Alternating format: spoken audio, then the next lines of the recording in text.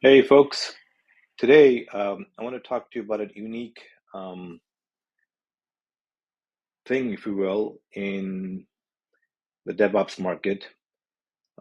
So I was doing a research on LinkedIn for roles that are not senior, roles that are meant to be for somewhat junior people in the DevOps and SRE space. And I saw that Azure um, was came up even more than AWS or Google Cloud. So much so, I also saw that um, some of the titles actually had Azure in it, right? As opposed to being a DevOps SRE role, it would say something like Azure Administrator or DevOps Azure Admin or Engineer, whatever, like that. So I got to think about that, and I think I know why. And I will talk about it in just a minute. But before I do, please subscribe to my channel. When I see subscribers numbers go up, I know that people are actually getting benefit out of these videos, and that motivates me to do more videos. So here's why I think Azure is uniquely placed in the demand supply curve for DevOps SRE jobs. AWS came out first. Large companies, large enterprises adopted AWS first. So it's people like me when when I did my first DevOps job, I did AWS. Later, the startups got into Google because Google gave tremendous amount of discount to get into the market. So that created another set of people who knew either AWS and Google Cloud or just Google Cloud, right? But they're not that different anyway. They're maybe, 80, 75% same, right? The look is different, but if you know one, it's not hard to pick up the other one.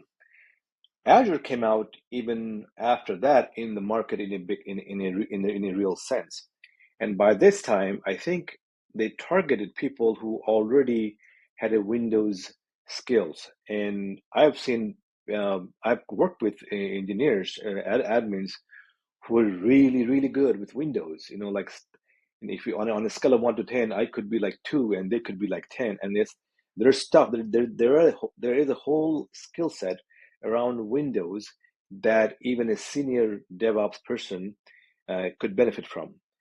But I think because Azure came out later, and there's a Windows component, Windows feel to it, Windows kind of flavor to it, people who learned like me AWS and Google, either they already had jobs, so they have no desire to learn the third one, right? Or we find ourselves, this is not my cup of tea. It's not something it's worth investing in right now in learning. That created, I believe, is a gap in how many companies who use Azure try to, they can't find skilled people in Azure like they would for AWS or Google. Again, to summarize, one, because of the learning curve, two, because of the flavor, and third, because of the kind of people who got into Azure in the first place. So if you are getting into DevOps, and if you have a Windows background, or you just want to have a leg up in the market, I think Azure would be a good way to go.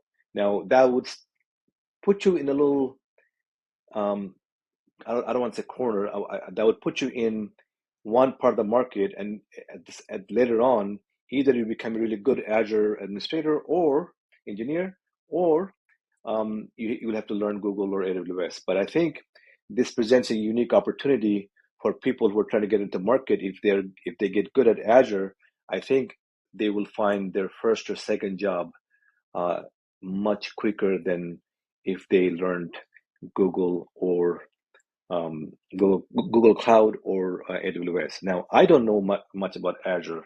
I figure it's probably somewhat same, but who knows? I don't have a whole lot of experience with Azure, but something to think about. Okay, I hope this was useful, and I will see you in the next video.